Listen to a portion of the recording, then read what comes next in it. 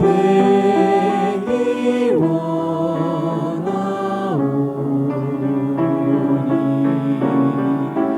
매일 그분 더욱더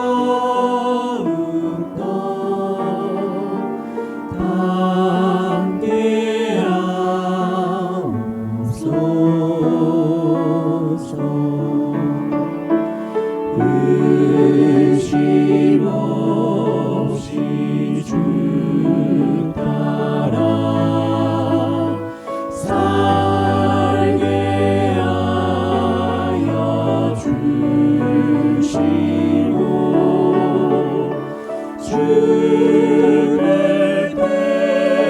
때도 주의 뜻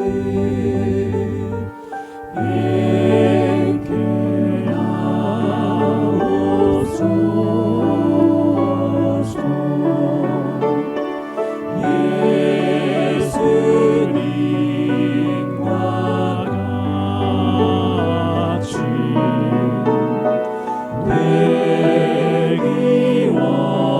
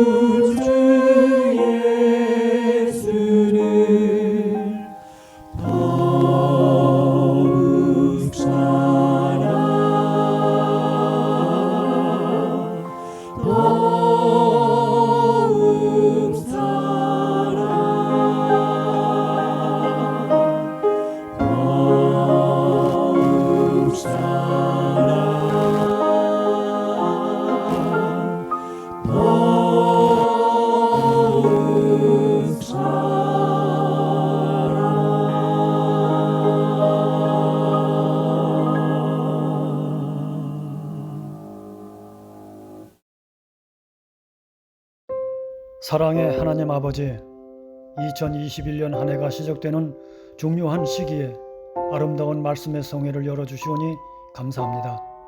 지금 인류는 각종 재난의 연속으로 대혼란 속에 빠져 있습니다.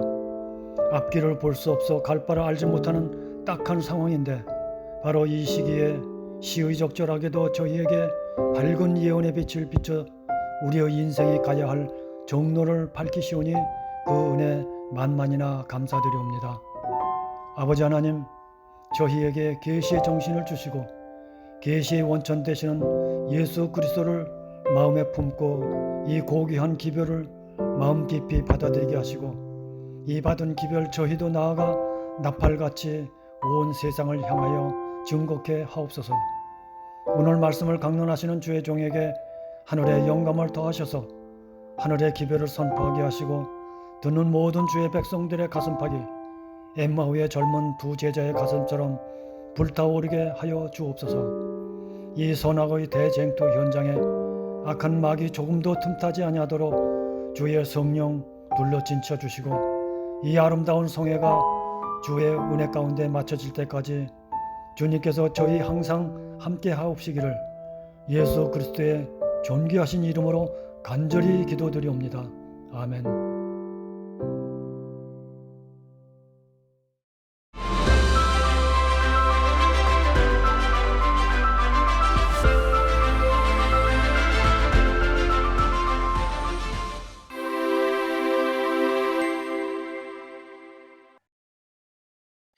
안녕하십니까. 건강기별을 통한 복음 그 5번째 시간입니다.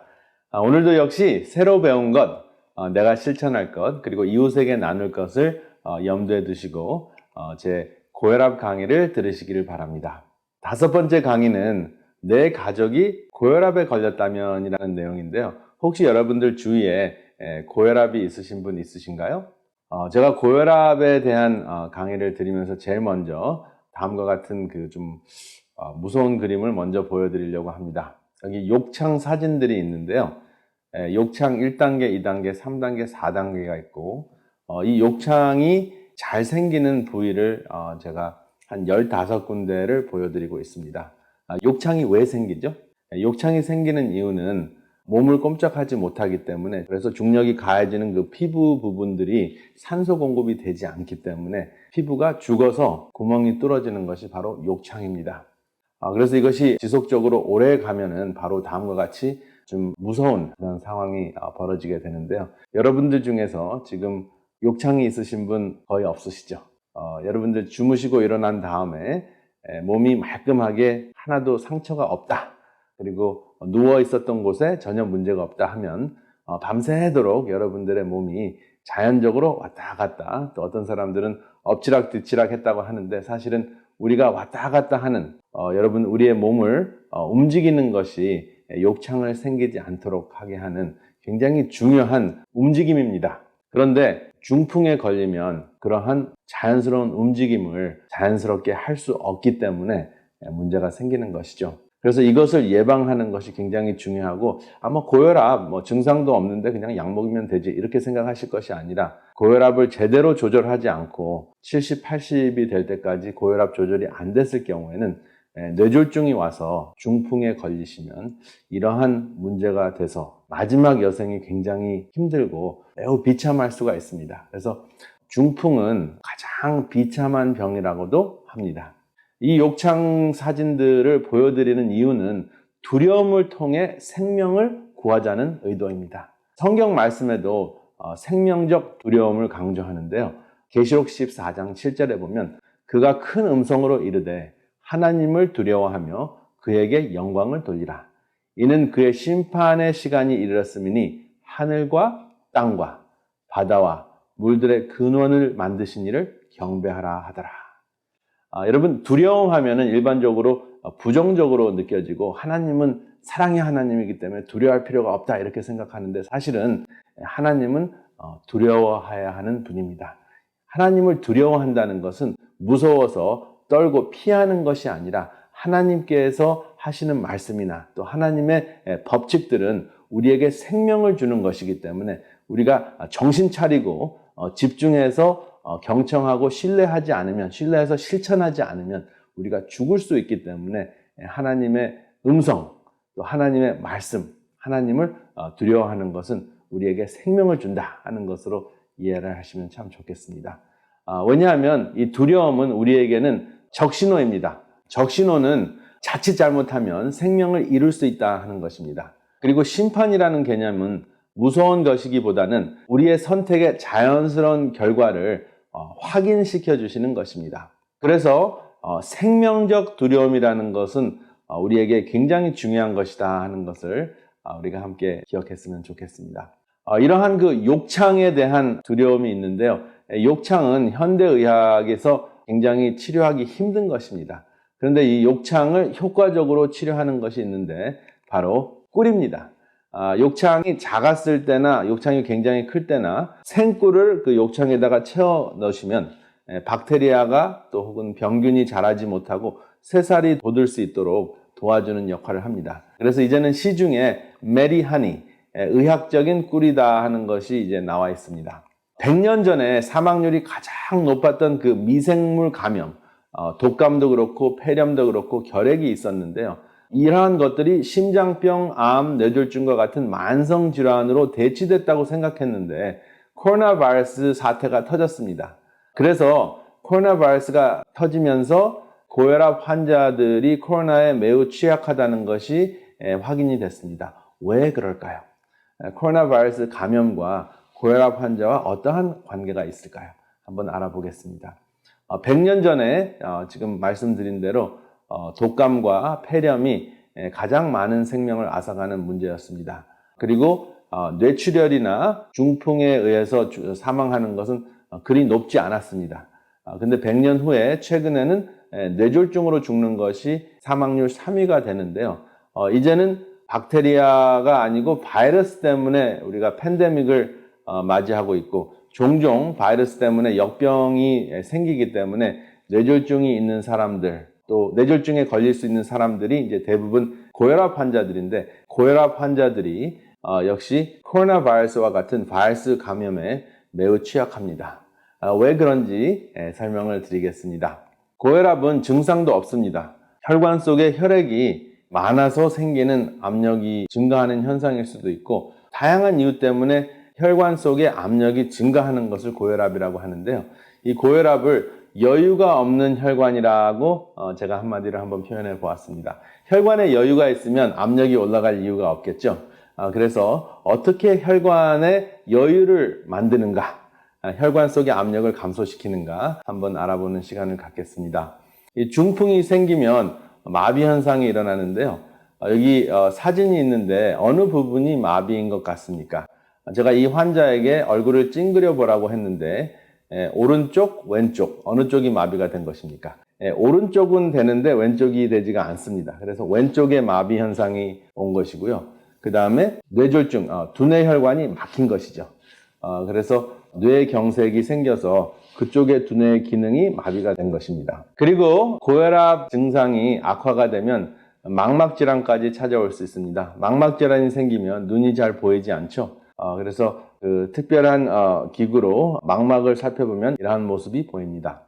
그러면 이 고혈압을 감소시키기 위해서 다양한 약을 쓰는데요. 이뇨제가 있고 심장 박동수를 막아주는 그 초인종을 막아주는 약이 있고요. 혈관을 이완시켜주는 약이 있습니다. 그리고 심장을 또 이완시켜주는, 제대로 박동하지 않도록 하는 약이 있습니다. 그래서 이러한 약을 먹으면 당장 고혈압 그 수치는 감소가 되는데 실제적으로 무엇은 되지 않습니까? 실제적으로 근본적인 치료가 되지 않을 수가 있습니다. 그래서 약은 계속 늘어나고 후유증만 생기면서 결국은 약을 달고 살아야 하는 그러한 현상에 빠지게 됩니다. 고혈압은 보통 140에 90 이상이 됐을 때 고혈압이라고 합니다. 위의 수치는 140 이상, 그리고 아래 수치는 90 이상이죠. 근데 사실 이 혈압을 감소시키는 것, 어떻게 하는 것이 가장 중요할까요?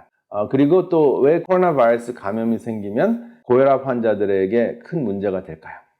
코로나 바이러스는 그 혈관 속에 염증을 일으킨다고 말씀을 드렸죠. 근데 혈관 속에 염증이 생기면 이 고혈압 환자들에게는 혈전 현상이 일어날 가능성이 높습니다. 왜냐하면 혈압 자체도 혈관에 손상을 입히기 때문에 그렇습니다. 그래서 염증이 있고 또 혈관에 손상을 입혔고, 그러면 그 두 가지가 합쳐져서 더 큰 혈전의 문제를 일으킬 수 있는 현상 때문에 고혈압 환자도 코로나 바이러스에 감염되지 않도록 매우 유의하셔야 합니다. 그러면 어떻게 하면 가장 효과적으로 혈압을 감소시킬 수 있을까요? 가장 중요한 첫 번째 단계는 잠을 푹 주무시는 것입니다. 아무리 약을 잘 먹고 아무리 좋은 건강식을 드셔도 잠을 주무시지 못하면 혈압은 매우 높이 올라갑니다. 그리고 이제 두 번째 하셔야 될 것이 운동입니다. 햇볕을 쬐시면서 근력을 증가시키고 근육의 길이를 줄였다 늘렸다 하는 근력 운동을 하셔야 되고, 그리고 유산소 운동을 통해서 그 혈관을 이완시키는 그러한 운동이 굉장히 중요합니다. 그리고 체중 감량을 본인 몸무게에서 한 10% 정도 감량하면 혈압은 떨어지게 돼 있습니다. 그래서 아주 간단한 그 치료 방법이 있는데, 약에 의존하게 되면 잠자는 것과 운동하는 것과 체중 감량하는 것을 매우 소홀히 할 수가 있습니다. 운동했을 때 천연 혈압약이 나오는데요. 산화질소라는 혈압약이 나옵니다. 이 산화질소 여러 군데서 많이 나오죠. 비트에서도 산화질소가 나와서 혈압을 감소시켜 줍니다. 그리고 다양한 그 푸른 채소, 녹황색 채소에도 산화질소를 만들 수 있는 알전이라는 그 물질이 들어 있습니다. 그래서 사실 음식으로도 산화질소를 만들 수 있고, 또 여러분들이 운동을 하셨을 때도 이 산화질소가 나오는데, 한 3, 40분 정도 운동을 하시면 24시간 동안 이 혈압약이 나옵니다. 그리고 다시 이제 뚝 떨어지는데요. 계속 주기적으로 운동을 하시면 몸속에서 천연적인 혈압약을 만들 수 있다 하는 것 기억하시고 실제적으로 삶에 한번 적용해 보세요. 이것을 하시기는 정말 쉽거든요. 근데 약 먹는 게 더 쉽습니까? 바깥에 나가서 걸으시는 게 더 쉽습니까? 둘 중에 하나를 선택하시기를 바랍니다. 그리고 또 가능하시면 그 반려견을 여러분 한번 키우시는 것도 굉장히 중요합니다. 저도 사실 반려견이라는 말이 굉장히 어색했었는데, 요즘에는 사람이 반려자가 잘 되지 못하니까 동물이 애완동물이 아니라 반려견이라고, 컴패니언이라고 이야기를 하는데 아직도 굉장히 어색합니다. 사람이 반려자가 됐으면 참 좋겠는데, 이 반려견이 사람보다 훨씬 더 효과적으로 혈압을 감소시킨다 하는 것이 확인이 됐습니다. 왜 반려견들이 효과적으로 혈압을 감소시킬 수 있을까요? 반려견들은 무조건적인 사랑을 주고받을 수 있기 때문에 그렇습니다. 참 애석한 현실이긴 한데, 이 무조건적인 사랑, 사람과 함께 나눌 수 있으면 참 좋겠습니다. 여기 보시면 반려견도 없어서 로봇과 함께하는 할머니의 사진이 나옵니다. 이 할머니는 그 얼굴이 환하게 웃고 계시기는 하지만 제 마음은 굉장히 아픕니다. 생명체와 함께 환하게 웃으셔야 되는데 옆에 함께 할 수 있는 사람이나 반려견이나 동물, 이런 반려자가 없기 때문에 이렇게 로봇과 함께 하셔야 되는 그러한 상황이 얼마나 애석한지 모르겠습니다. 사실 이러한 세상이 오고 있습니다. 그런데 우리는 어떻게 해서라도 이러한 세상이 오더라도 이 로봇가 사람을 대체하는 그러한 현실은 막아야겠습니다. 여기 듀크 유니버시티에서 발표한 이완기 고혈압과 종교의 관계에 대한 논문입니다. 교회 출석과 신앙심을 비교한 것인데요. 교회 출석도 잘하고 신앙심도 높은 사람들은 이완기 고혈압이 정상이었습니다. 그런데 교회 출석은 잘하는데 신앙심이 없는 사람은 혈압이 조금 올라갔습니다.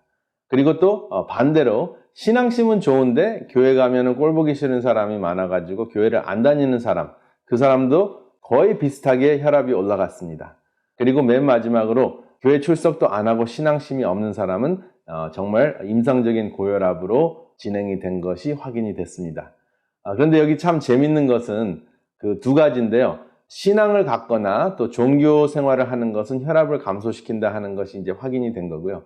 근데 이제 중간 부분에 교회 출석이 더 중요하냐 아니면 신앙심이 더 중요하냐 하는 것을 이거 비교했을 때 둘 다 비슷하다는 것입니다. 그래서 우리는 혈육이기 때문에 주기적으로 교회에 출석하는 그 자체만으로도 신앙심하고 상관없이 혈압이 올라가는 것을 막을 수 있다 하는 것입니다. 그리고 교회를 가지 않고 혼자서 신앙생활하는 것도 도움은 되지만은 교회를 신앙심 없이 가는 사람과 별 차이가 없다 하는 것입니다.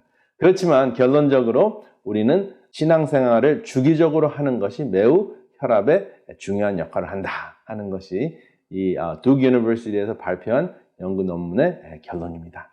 오늘은 고혈압에 대한 그 새로운 면모를 살펴보았습니다. 고혈압을 대수롭지 않게 생각하는 경향이 있는데 사실은 고혈압의 끝부분은 중풍과 욕창이라는 것부터 시작을 했습니다. 욕창, 굉장히 비참한 질병입니다. 그것을 확실하게 예방해야 되겠습니다.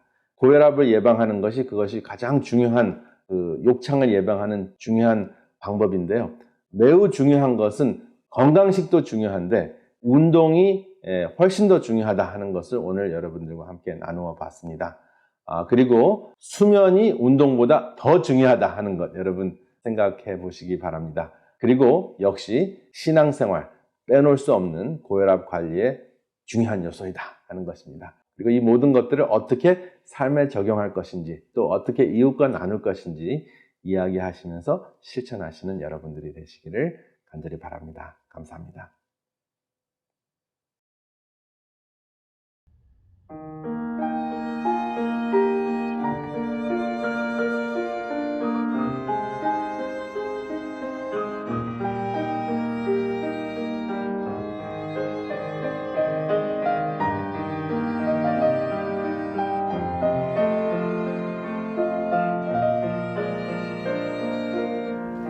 참 좋으신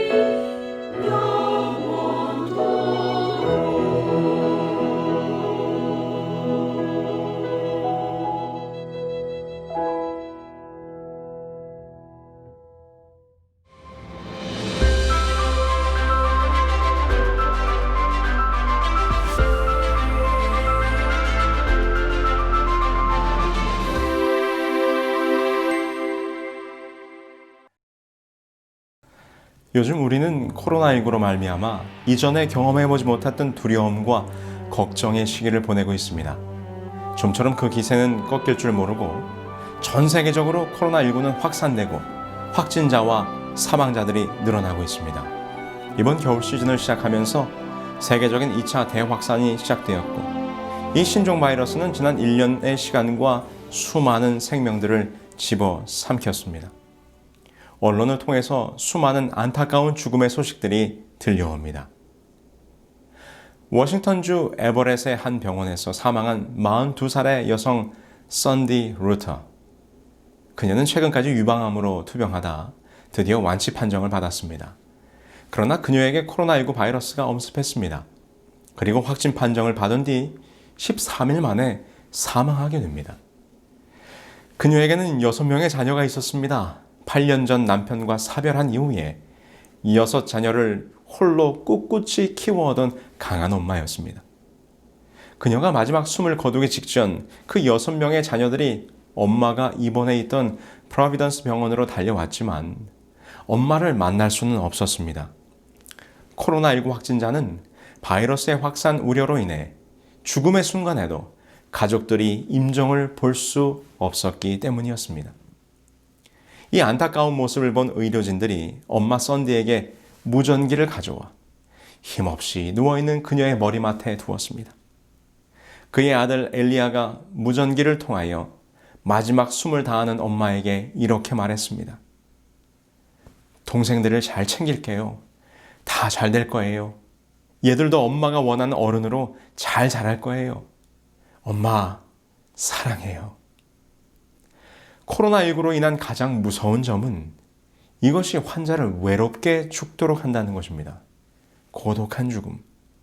코로나19라는 알 수 없는 바이러스로 인해 고통당하는 일도 안타깝지만 마지막 죽음의 순간 가족들이 함께하지 못하는 것이야말로 가장 가슴 아픈 일입니다. 우리는 수많은 만남과 이별을 반복하며 살아갑니다. 특별히 이별 중에서도 죽음으로 인한 사별은 사랑하는 대상이 더 이상 존재하지 않는 것으로 다시 돌이킬 수 없다는 생각에 죄책감, 미안함, 그리움 등이 더욱 강하여 그 슬픔은 사람이 경험하는 슬픔 중에 가장 큰 슬픔으로 남게 되는 것입니다. 왜냐하면 죽음은 돌이킬 수 없기 때문입니다. 마리아가 예수 계신 곳에 와서 보이고 그 발 앞에 엎드려 가로되 주께서 여기 계셨더라면 내 오라비가 죽지 아니하였겠나이다 하더라. 여기 슬픔에 잠긴 한 여인이 있습니다. 이 여인은 예수님의 친구 나사로의 누이 마리아입니다. 요한복음 11장의 사건은 나사로의 죽음과 부활에 관하여 기록하고 있습니다. 평소 예수님께서 가깝게 지내시고 아끼시던 나사로, 그러나 그가 갑작스러운 질병으로 죽게 되었음을 보고 급히 예수님을 부르지만 예수님은 즉시로 오시지 않았습니다. 그리고 나사로가 죽은 다음에야 도착하셨습니다. 이때 마리아는 원망의 소리로 주께서 여기 계셨더라면 내 오라비가 죽지 아니하였겠나이다 라고 소리칩니다. 주께서 빨리 오셨더라면 그의 오라비를 고칠 수 있으셨을 텐데 왜 이제야 오셨는가? 여러분, 죽음은 돌이킬 수 있는 것입니까?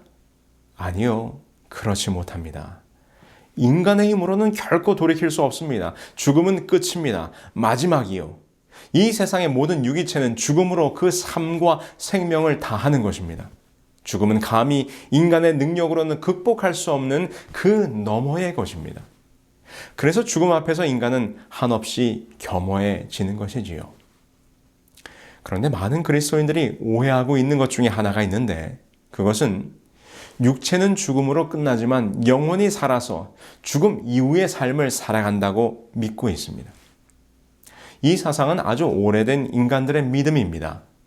고대 이집트의 사람들은 사람이 죽으면 그 영혼이 잠시 육체를 빠져나갔다가 다시 돌아온다고 믿었습니다. 그래서 죽은 육체를 썩게 두지 아니하고 미이라로 만들어 보관했습니다.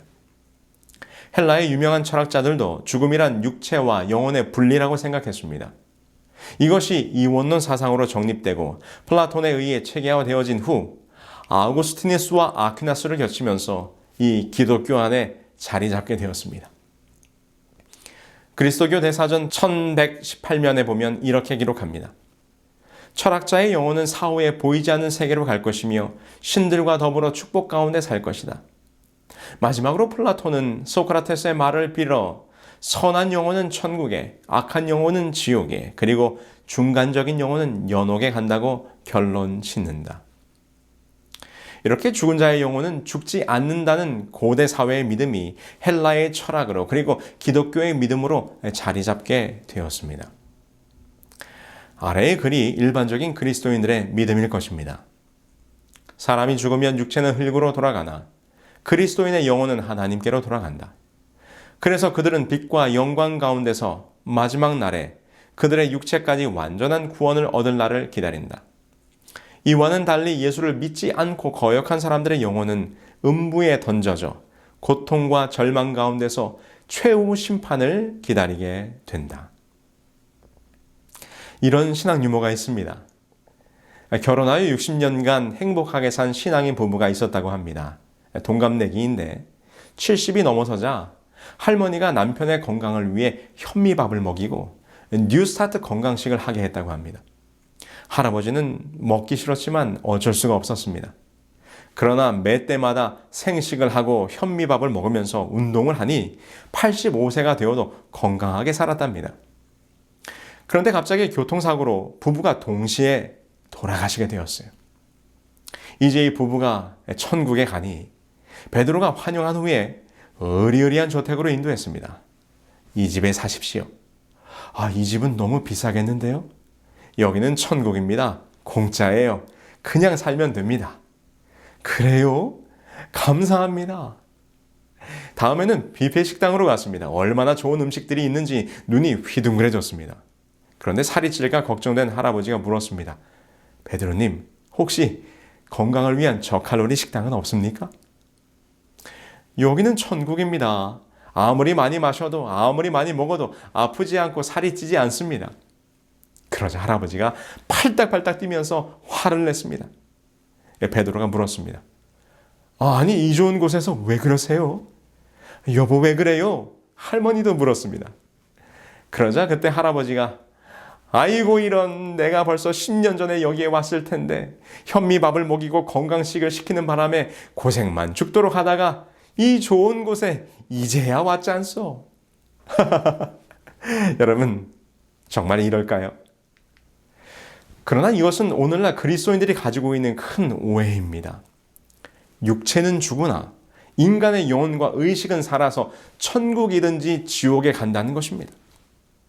그래서 우리는 성경이 말하는 정확한 죽음의 상태에 대하여 살펴보아야 합니다. 성경은 죽음에 대하여 이렇게 설명합니다. 첫 번째, 죽은 자는 의식이 없습니다.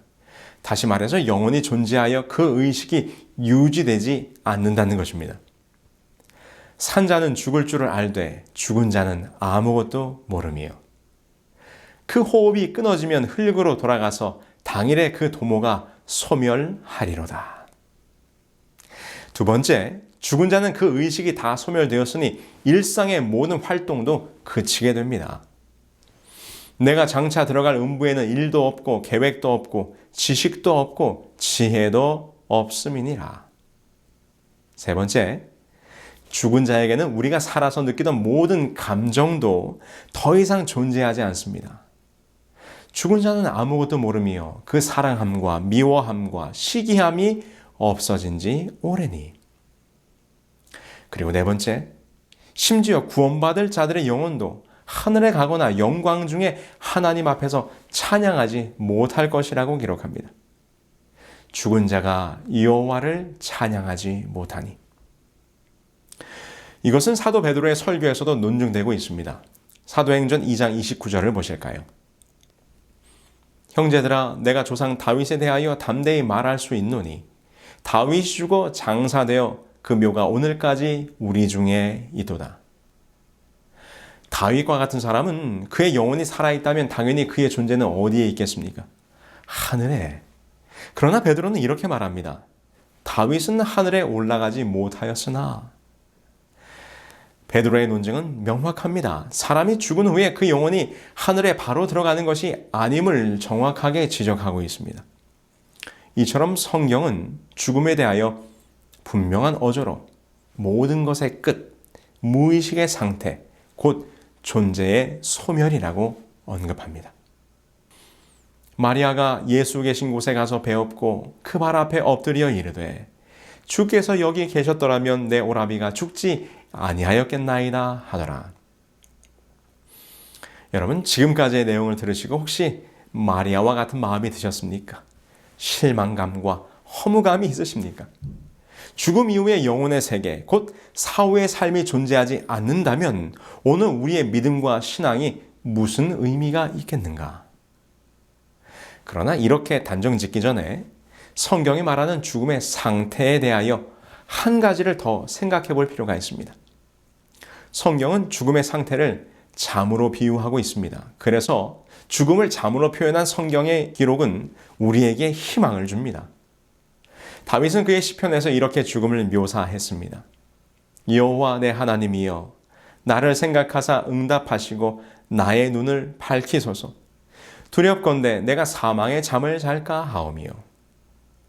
다니엘도 기록하기를 땅의 티끌 가운데에서 자는 자 중에서 많은 사람이 깨어나 영생을 받는 자도 있겠고 수치를 당하여 영원히 부끄러움을 당할 자도 있을 것이며. 이와 함께 아울러 구약 성경은 다윗과 솔로몬과 이스라엘과 유다의 다른 왕들의 죽음에 관하여 말하면서 그들이 조상들과 함께 자는 것으로 묘사하고 있습니다. 죽은 야이로의 딸의 상태를 묘사하면서 그리스도께서는 그녀가 잔다고 말씀하셨고, 마태는 그리스도의 부활 후에 자던 성도들의 몸이 많이 일어났다고 기록했으며, 스데반의 순교를 기록하면서 누가는 그가 잔이라고 표현합니다. 여러분, 잠이란 어떤 것입니까? 물론 잠자는 상태, 곧 죽음의 상태는 무의식과 무존재의 상태입니다. 죽음이란 무엇인가의 저자 예일대학교의 셀리 케이건 교수님이 그의 책에서 이렇게 이야기합니다. 깊은 잠에 빠져있는 스스로를 상상해보자. 꿈도 없는 깊은 잠. 이때는 나 스스로의 존재를 인지하지도 못하고 아무런 느낌, 의식이 없는 상태다. 죽음은 육체의 기능이 다한 후 이렇게 깊은 잠에 빠진 상태가 영원히 지속되는 것으로 보면 된다. 그러나 성경이 죽음의 상태를 잠이라고 표현했을 때 중요한 포인트는 바로 이것입니다. 잠은 언젠가 깨어날 때가 있다는 것입니다. 이 말씀을 하신 후에 또 이르시되 우리 친구 나사로가 잠들었도다. 그러나 내가 깨우러 가노라. 예수님께서 말씀하십니다. 나사로의 죽음을 들으시고 잠들었다 하신 후에 말씀하시기를 내가 깨우러 가노라. 깊은 죽음의 잠에서 나사로를 깨워 불러내시기 위함입니다. 이것이 부활입니다. 죽음의 잠에서 불러내어 깨우는 것. 예수께서 이르시되 나는 부활이요 생명이니 나를 믿는 자는 죽어도 살겠고라고 말씀하십니다. 그리고 그 약속하신 말씀대로 나사로를 죽음의 잠에서 깨우십니다. 부활시키십니다. 예수님께서 죽은 나사로를 깨우시니 나사로가 살아났습니다. 이것이 죽었다가 다시 사는 부활입니다. 제가 어릴 때 이런 기억이 있습니다. 저희 집은 시골집이라 제가 어릴 적에는 온수시설이 없었습니다. 그래서 목욕을 하려치면 커다란 가마솥에 물을 끓여 큰 고무통에 물을 받아 그 안에 들어가서 목욕을 합니다. 그런데 어느 날 그날은 아버지가 목욕을 하시는 날이었습니다. 아버지 혼자서 목욕을 하시던 중에 방에 있던 저를 부르셨습니다. 그래서 저는 아버지가 목욕하는 이 할아버지 방 아궁이가 설치되어 있는 광으로 들어갔습니다.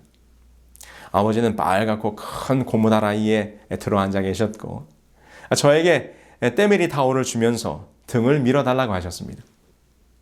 제 기억으로는 그것이 제가 처음으로 아버지 등을 밀었던 때였던 것 같습니다. 아버지의 등이 얼마나 넓든지 제 작은 손에 이태리 타올을 끼고 아버지 등을 미는데 마치 커다란 벽을 문지르는 것 같았습니다. 그런데 아버지 등을 밀기 시작한 지 한참이 되었는데 아버지가 아무런 소리를 내지 않으시는 것입니다. 제가 등을 미는 대로 그냥 앞뒤로 흔들흔들 몸을 흔들고 계실 뿐, 평소 같으면 이런저런 말을 하셨을 것도 같은데 아무 소리 없이 몸만 앞뒤로 흔들흔들 하고 계시는 것입니다. 순간 어린 마음에 덜컥 겁이 났습니다. 혹시 아버지가 이대로 죽은 것이 아닌가? 왜냐하면 고개를 푹 떨구고 아무 힘 없이 어린 제가 등을 미는 대로 앞뒤로 흔들흔들 하시는 것이 그냥 죽은 사람의 모습과 같았기 때문입니다. 순간적으로 얼마나 무섭고 혹시 아버지가 죽은 것이 아닌가 하고 겁이 나던지 제가 어떻게 했을까요? 아빠! 아빠! 하고 소리를 쳤습니다. 그랬더니 순간 아버지가 고개를 탁 드시면서 왜 이렇게 크게 부르냐? 이렇게 말씀하시는 것입니다. 아버지가 따뜻한 물속에서 잠깐 잠이 드셨던 것이지요.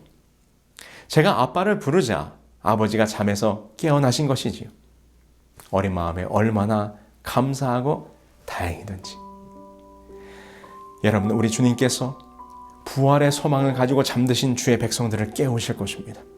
우리의 아버지들이, 우리의 어머니들이, 우리의 사랑하는 가족들과 친구들이 주님의 음성을 들을 때 깊은 잠에서 깨어날 것입니다. 이 얼마나 놀라운 복음입니까? 이 부활의 신앙이야말로 기독교 복음의 진수이요 소망이요 기쁨의 소망이 되는 것입니다. 오늘 여러분들도 참된 부활의 신앙을 갖게 되기를 간절히 소망합니다. 여기서 잠깐 우리는 생각해 보아야 합니다. 그렇다면 사람이 죽어도 그 영혼이 죽지 않고 천국에 가든지 지옥에 가든지 영존한다고 하는 오해는 어떻게 시작되었을까요? 그것은 인간 역사의 기원으로 올라가야 합니다. 창세기 2장 17절, 선악을 알게 하는 나무의 실과는 먹지 말라, 내가 먹는 날에는 정령 죽으리라 하시니라. 이것은 하나님께서 아담과 하와에게 말씀하신 순종의 율법이었습니다. 선악과를 먹으면 곧 하나님의 말씀에 대한 불순종의 결과는 죽음이라는 것입니다. 그런데 이에 대하여 사단은 다음과 같은 거짓말을 합니다. 뱀이 여자에게 이르되 너희가 결코 죽지 아니하리라. 너희가 그것을 먹는 날에는 너희 눈이 밝아 하나님과 같이 되어 선악을 알 줄을 하나님이 아심이니라. 하나님과 사단 둘 중에 하나는 거짓말을 하는 것입니다. 정령 죽으리라, 결코 죽지 아니하리라. 누가 거짓말을 하고 있습니까? 아담과 하와는 선악과를 먹음으로 불순종의 죄를 지었고 결국 그들은 죽음을 맞이했습니다. 사단의 말이 거짓이었음이 드러났습니다. 사단의 말처럼 아담과 하와가 하나님과 같이 되지도 못했고 죽음을 면하지도 못했습니다. 그러자 사단은 그의 거짓말을 이렇게 이어가게 됩니다. 육체는 죽어도 영혼은 영원히 죽지 않는다. 바로 영원불멸의 사상이 이 사탄의 오래된 거짓말에서부터 시작이 된 것입니다. 여러분, 육체는 죽어도 영혼은 분리되어 천국이든지 지옥이든지 간다는 영원불멸 사상은 결코 성서적인 것이 아닙니다. 순교자였던 틴데일은 이렇게 말합니다. 죽은 자의 영혼을 천국이나 지옥 또는 연옥으로 보낸다는 이야기는 그리스도와 바울이 증명하였던 부활의 논증을 파괴하는 것입니다. 그러나 참된 믿음은 부활에 두고 있으니 이교 철학자들은 이를 부인하고 영혼이 영원히 산다고 합니다. 만약 영혼이 죽은 즉시 하늘에 간다면 내게 말해 주시오. 도대체 부활이 있을 까닭이 어디에 있는가를. 부활과 영혼 불멸을 동시에 믿을 수는 없습니다. 종교개혁자 마틴 루터의 기록도 함께 보실까요? 영혼은 몸이 죽을 때 소멸되며 하나님께서는 이후 몸과 함께 부활시킨다. 또 다른 곳에서도 죽은 자는 아무 감각이 없다는 것을 증명하여 놓았다. 거기는 의무도 과학도 지식도 지혜도 없다고 말하였다. 솔로몬은 죽음이란 자는 것이요 아무것도 감각할 수 없는 상태라고 판단하였다. 죽은 자가 한번 누우면 날이나 해가 가는 것을 계산치 못하나 한번 깨어나는 때에는 잠깐 동안만 잔 듯이 생각하게 될 것이다. 20세기의 저명한 신학자 오스카 콜만 박사님이 1950년대 말에 쓰셨던 논문이 있습니다. 영혼 불멸인가 아니면 죽은 자의 부활인가? 그는 그의 논문에서 말씀하시기를 영혼 불멸은 철학자 소크라테스와 플라톤의 가르침일 뿐 신약 성경의 가르침은 아니라고 분명히 주장합니다. 아울러 크리스천들은 우리의 참된 소망인 몸의 부활을 기대하고 소망하며 그것에서 위로와 힘을 덧입어야 한다고 권면하고 있는 것입니다. 그래서 우리는 영혼이 천국에 가는 것이 아니라 그리스도 안에서 죽어서 다시 살 수 있는 실제적 부활을 믿고 있는 것입니다. 영혼불멸 또한 안식일과 마찬가지로 지난 기독교의 역사 속에서 성경의 진리가 변질되고 왜곡된 사례 중에 하나임을 우리는 깨달아야 합니다. 사탄은 마지막 시대에 이 영혼불멸의 사상을 가지고 다시 한번 더 사람들을 오류에 빠뜨리게 될 것입니다. 여러분, 강신술이란 말을 들어보셨습니까? 강신술이란 무엇인가? 강신술이란 사람의 몸에 신이 내리게 하는 주술 또는 그 술법이라고 설명합니다. 우리는 성경에서 사탄이 강신술을 통해 사울 왕을 미혹하는 데 성공했던 사실을 발견할 수 있습니다.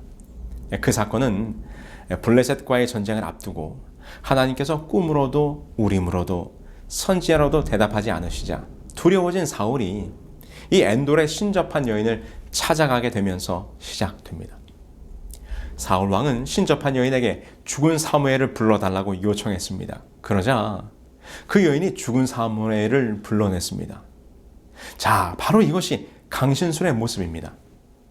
강신술의 의미처럼 죽은 자의 영이나 넋을 불러내는 것입니다. 그렇다면 이 장면 속 엔돌에 신접한 여인이 불러낸 것은 정말 죽은 사무엘의 영혼이었을까요? 우리는 그렇지 않다는 것을 압니다. 왜냐하면 죽은 자의 영혼을 불러내는 일을 하나님께서 허락하지 않으셨기 때문입니다. 성경 신명기 18장에 보면 이렇게 말씀하고 있습니다. 복술자나 기륭을 말하는 자나 요술을 하는 자나 무당이나 진언자나 신접자나 박수나 초혼자를 너희 중에 용납하지 말라. 무릇 이런 일을 행하는 자는 여호와께서 가증히 여기시나니. 강신술을 행하는 무당이나 박수와 같은 사람은 가증하다고 하셨던 하나님께서 지금 엔돌에 신접한 여인이 사무엘을 부르니 그래 사무엘 잠깐 내려가서 사울을 좀 만나고 오시게나 라고 보내실 리가 만무입니다. 그럼 이 장면 속에 등장한 거짓 사무엘은 누구입니까? 그것은 악한 영, 곧 사탄입니다. 고린도후서에 보면 이렇게 성경은 말합니다. 이것이 이상한 일이 아니라 사단도 자기를 광명의 천사로 가장하나니. 지금 사도 바울이 뭐라고 경고하고 있습니까? 사단이 광명한 천사의 모습으로도 가장하여 우리 앞에 나타날 수 있다는 것입니다. 그러므로 사무엘처럼 생겼던 이 영혼은 진짜 사무엘이 아니라 사단의 거짓과 기만이라는 것입니다. 그런데 이러한 일들이 과거 고대의 역사 속에서만 있을 것이 아니라 바로 오늘날 이 현대의 시간 속에서 일어날 것입니다. 자, 그런데요, 설마하니 현대 과학 문명이 발달한 21세기의 세상에서 그런 귀신 같은 이야기를 누가 믿겠는가? 누가 그런 것에 속아 넘어가겠는가? 이렇게 생각하실지 모르겠습니다. 그런데요, 이 신문의 내용을 보실까요? 이 신문에 보면 제목이 오바마의 첫 번째 말실수입니다. 오바마가 당선된 이후 첫 번째 공식 기자회견에서 기자들이 대통령에 당선된 이후에 전임 대통령들에게 자문을 구하고 계십니까? 라고 질문을 하게 됩니다. 그때 여러 전직 대통령들에게 자문을 구하고 있다라고 말하는 가운데 오바마가 이런 말을 합니다. 나는 백악관에서 낸시 레이건 여사처럼 점성술에 빠지고 싶지는 않다라는 말을 하게 된 것이죠. 이것이 곧 큰 파장을 일으키게 됩니다. 물론 이날 저녁 오바마 대통령이 낸시 레이건에게 직접 전화를 걸어 사과를 하면서 일단락되기는 했지만 이 말이 그냥 나온 말은 아니었습니다. 왜냐하면 이런 폭로가 있었기 때문이죠. 점성가 조앤 퀴글리 여인은 자신의 점성술을 통하여 레이건 대통령의 부인인 낸시 여사에게 여러 가지 정책을 결정해 주었으며 그러한 자신의 점성학적 결정이 세계 역사의 흐름에 크고 작은 영향을 주었다고 말했다. 그리고 워싱턴 포스트의 밥 우드워드 기자가 1996년 자신의 저서 The Choice란 책에서도 힐러리도 퍼스트 레이디 시절에 고 엘레아노 루즈벨트 여사와 백악관에서 대화를 나누는 동안 강신술 회합을 가졌다고 밝히고 있습니다. 물론 백악관에서는 강신술 모임이 아니었다고 반박을 했지만 미국의 정치가들에게 강신술이나 점성술이 생각보다 많이 깊이 관여되어 있다는 것은 공공연한 사실입니다. 자, 여기 제가 흥미로운 기사를 하나 더 가지고 왔습니다. 2019년 5월 9일자 영국 BBC 방송의 기사가 있습니다. 기사의 제목이 이렇습니다. Meet the young people who believe they are communicating with the dead. 죽은 자들과 소통할 수 있다고 믿는 젊은이들을 만나다. 이 기사는 기자가 직접 강신술을 하는 교회에 찾아가서 그들이 귀신을 불러내는 모임에 참석하여 작성한 기사입니다. 기자는 그곳에서 애슐리 러빈슨이란 여성을 만납니다. 애슐리는 그 모임에서 신을 부르는 영매입니다. 신이 임하는 방식은 그녀에게 죽은 자의 목소리가 들리는 형태로 그녀가 들은 목소리를 참여한 사람들에게 전달해주는 방식으로 진행이 됩니다. 그녀는 이렇게 말합니다. I'm like a radio tuning into different frequencies. 그녀는 마치 다른 주파수로 튜닝하는 라디오 같다고 말하면서 자신에게 들리는 죽은 자의 소리를 전달해 줍니다. 이런 식입니다. 그녀가 말합니다. 데이브에게 넘어가라고 하는 거야. 나이 든 남자가 왔어. 호흡곤란 증세가 있는 것 같은데? 누구 아시는 분 있나요? 예, 아니요로 대답해 주세요. 그러자 함께 참석하고 있는 찰리, 그 찰리의 얼굴이 밝아집니다. 바로 그 들려오는 죽은 자의 목소리가 얼마 전 돌아가신 찰리의 할아버지이기 때문입니다. 여러분 어떠십니까? 이 기사를 읽어보면 매우 소상하게 묘사가 되어 있습니다. 그러면서 이 BBC 기사에 따르면 현재 영국 심령주의 협회는 영국 전역에 15,100명의 회원들이 340개의 교회에 모여 영매를 통해 영계와 소통하려고 노력하고 있고 지난 2001년부터 2011년 사이에 자신을 영혼주의자라고 주장하는 사람들이 무려 22%나 증가했다는 것입니다. 지금 보시는 교회가 윈블던 스피리추얼리스트 교회의 심령주의 교회로 이 기자가 방문했던 바로 그 교회의 모습입니다. 이 기사에서는 덧붙여 현재 강신술에 대한 통계를 소개하고 있는데요. 지난 2019년 8월 미국에서 1970년대 만들어져 현재 국제적으로 판매되고 있는 마더피스 타로가 지난 6개월 동안 268%의 매출 호황을 보였으며 점성술 앱 코스타는 2017년 이후 100만 명 이상의 사용자가 몰렸다고 합니다. 지금 이 화면 속 조선일보의 기사에서도 점성술 앱 코스타가 500만 달러 펀딩을 받으며 300만 건의 다운로드를 달성했다는 내용의 기사입니다. 기사의 제목이 점성술 앱, 미 벤처업계 황금알 낳는 거위로라는 제목입니다. 영국 영영주의자 협회의 총매니저인 애니 블레어에 따르면 심령술 워크샵, 밀교의 데모, 영혼 세계와 소통하는 자신들의 예배에 20대의 젊은이들의 참여가 증가하고 있다는 것입니다. 참 흥미로운 기사였습니다. 그러나 분명한 것은 성경의 예언에 보면 이러한 일이 더 증가하고 바로 이 강신술이 마지막 시대의 사람들을 미혹하는 가장 강력한 사단의 무기가 될 것이라는 것입니다. 여기 요한계시록 13장 13절로 14절의 말씀을 보실까요? 큰 이적을 행하되 심지어 사람들 앞에서 불이 하늘로부터 땅에 내려오게 하고 이 장면은 마지막 때에 사단이 하늘에서 불을 내려오게 하여 사람들을 미혹하게 될 것이라는 예언입니다. 불이 내려오게 하는 일이 무엇입니까? 성경에서 불이 하늘에서 내려오게 했던 사건은 바로 엘리야가 갈멜산에서 여호와와 바알 가운데 참신이 누구인지 대결했을 때 펼쳐졌던 장면입니다. 불이 내려온다는 것은 신의 강림을 상징하는 것이었습니다. 엘리야 당시 바알의 선지자들은 불을 내려오게 하지 못했지만 이제 마지막 때의 사탄은 하늘에서 불이 내려오게 하는 강신술의 최고의 장면까지도 연출하게 될 것이라는 것입니다. 지금 사람들은 에덴에서부터 시작된 사단의 강신술에 너무나 오랫동안 속아와서 이제는 사단이 손끝만 하나 까딱해도 그것이 참인 양, 진실인 양 속아 넘어갈 준비에 마음의 준비가 다 되어 있습니다. 영화와 드라마를 통해서 이 영혼불멸의 사상을 대중의 마음속 깊이 심어 놓았습니다. 하나님을 믿는 사람들과 믿지 않는 사람들 모두 죽은 사람의 혼백이 살아서 나타날 수 있다는 믿음과 기대를 갖게 되었습니다. 마지막 시대의 죽음과 영혼에 대한 진리를 모르는 사람들은 모두 미혹당할 것입니다. 그래서 우리는 분명한 부활의 신앙을 가지고 있어야 합니다. 그런데 주님께서 부활에는 크게 두 종류의 서로 다른 부활이 있다고 알려주셨습니다. 이를 기이 여기지 말라.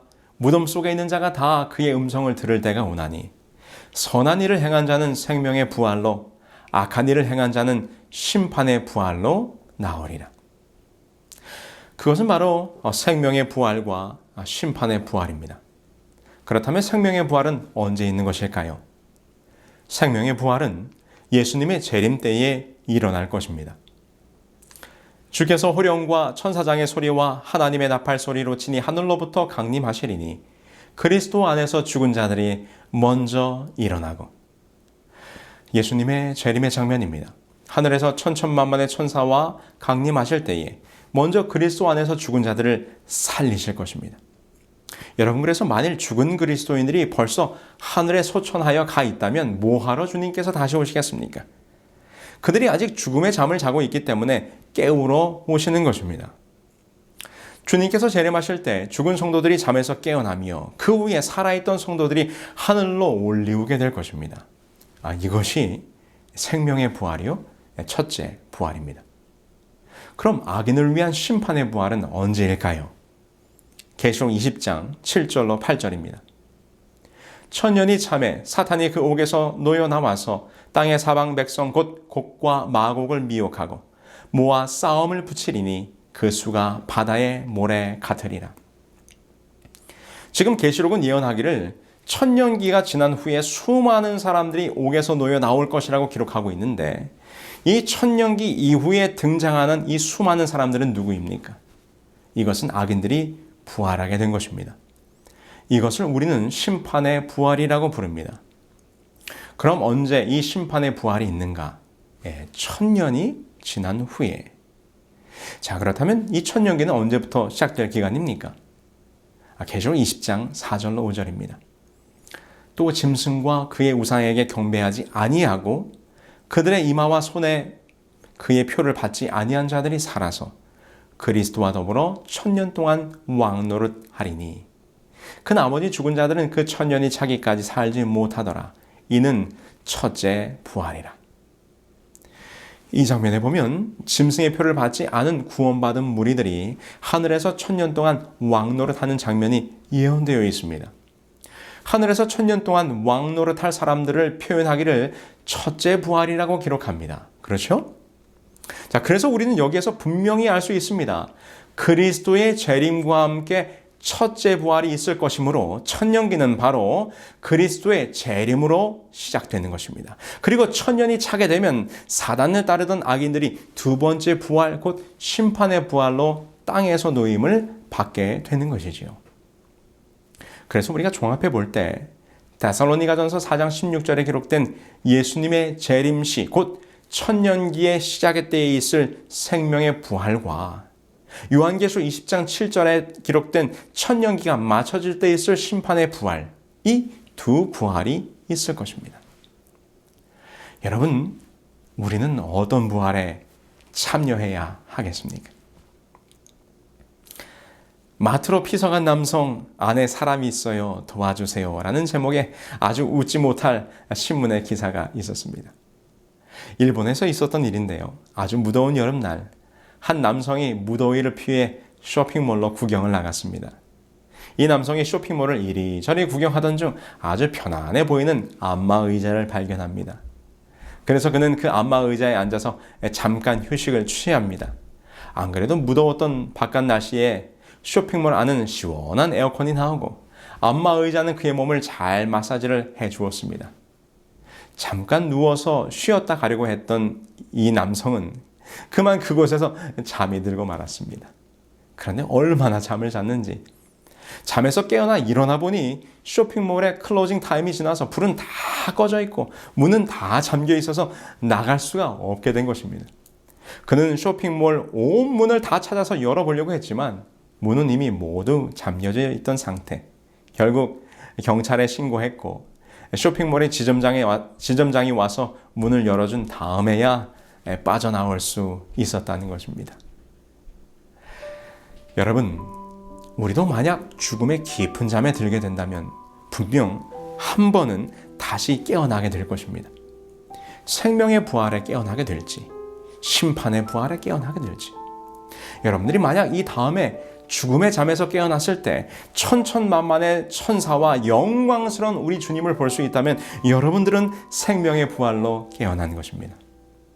그런데 여러분들이 눈을 떴을 때 세상은 온통 어둡고 황폐되었으며 분노에 찬 사단이 나타나 돌아다니고 있다면 여러분들은 심판의 부활에 깨어난 것입니다. 여러분, 우리는 이 쇼핑몰에서 잠든 사람의 이야기에서 중요한 교훈을 배웁니다. 그것은 무엇인가? 우리는 반드시 우리가 잠든 곳에서 깨어난다는 것입니다. 쇼핑몰에 갇힌 사람은 그가 쇼핑몰에서 잠이 들었기 때문에 그곳에서 깨어난 것입니다. 오늘 우리가 잠든 곳에서 깨어나게 될 것입니다. 여러분들은 지금 어느 곳에 계십니까? 어느 곳을 향하여 가고 계십니까? 우리 주님과 함께하는 자리에 계십니까? 아니면 사단과 죄악이 머무는 자리에 계십니까? 오늘 우리가 어떠한 자리에 머무르며 어떠한 곳에서 살다가 어느 곳에서 잠드느냐, 그것이 우리의 부활이 생명의 부활이 될런지 심판의 부활이 될지를 결정하게 될 것입니다. 부디 여러분이 머무는 곳이, 여러분이 살아가는 곳이, 여러분이 잠드는 곳이 참된 부활의 소망을 가진 믿음의 자리가 되기를 간절히 소망하면서 오늘 말씀을 마치겠습니다.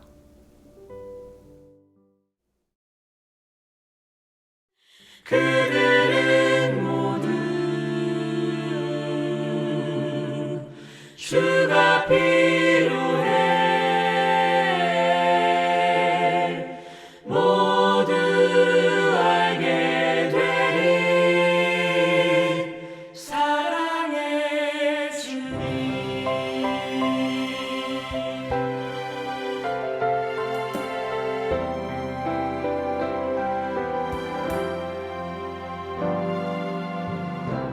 매일 스치는 사람들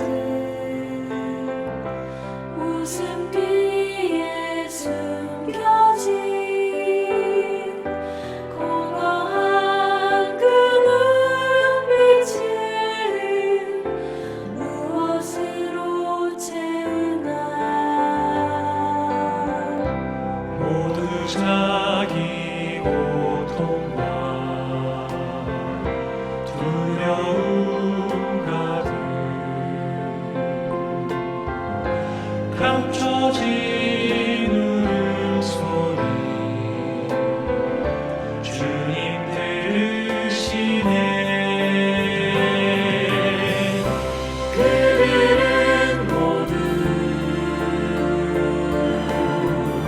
주가 필요해 깨지고 상한 마음 주가 여시